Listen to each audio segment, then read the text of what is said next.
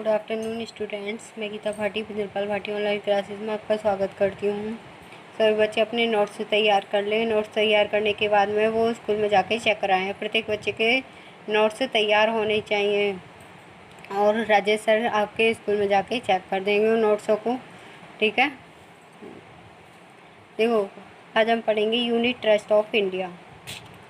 इसका नाम, उसे एक शॉर्ट फॉर्म बोलते हैं यूटीआई। ठीक है, यूटीआई की फुल फॉर्म क्या है? Unit trust of India. तो इसकी जो स्थापना हुई थी वो कब हुई थी? 1 जुलाई 1964 को यूनिट ट्रस्ट ऑफ इंडिया की स्थापना हुई थी। कब हुई थी?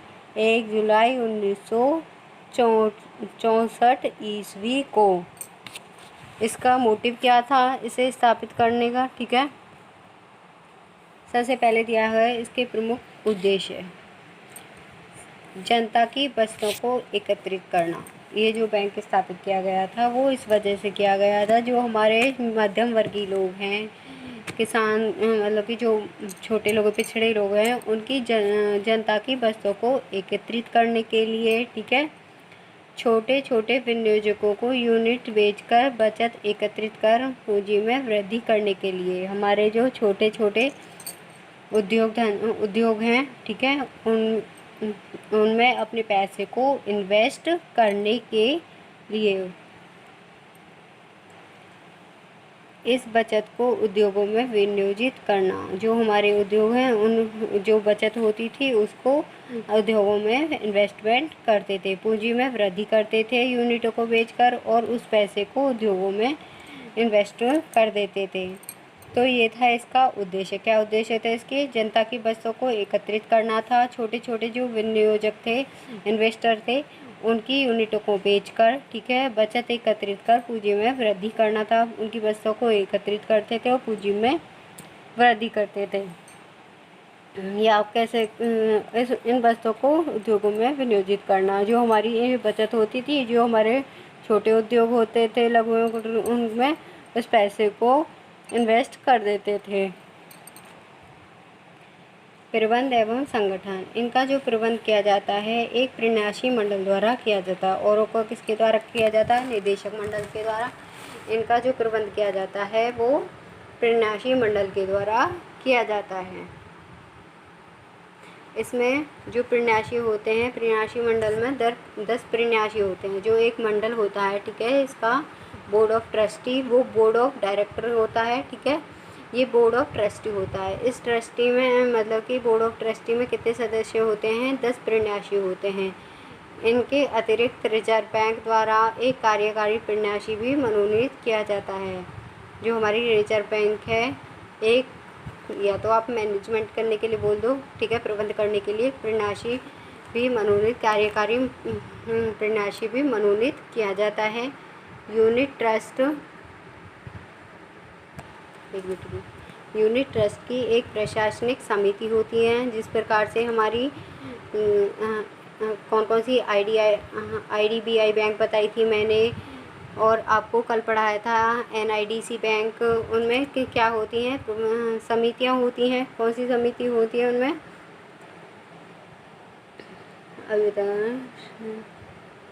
कार्यकारिणी समिति होती है। इसी प्रकार से इसमें भी प्रन्यासी समिति होती है।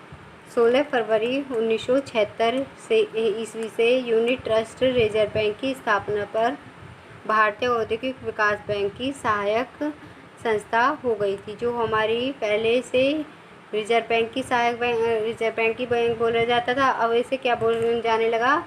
भारतीय औद्योगिक विकास बैंक की सहायक संस्था। कब? 16 फरवरी 1976 को। वित्त व्यवस्था, इसकी जो प्रारंभिक पूंजी होती है वो 5 करोड़ रुपए है।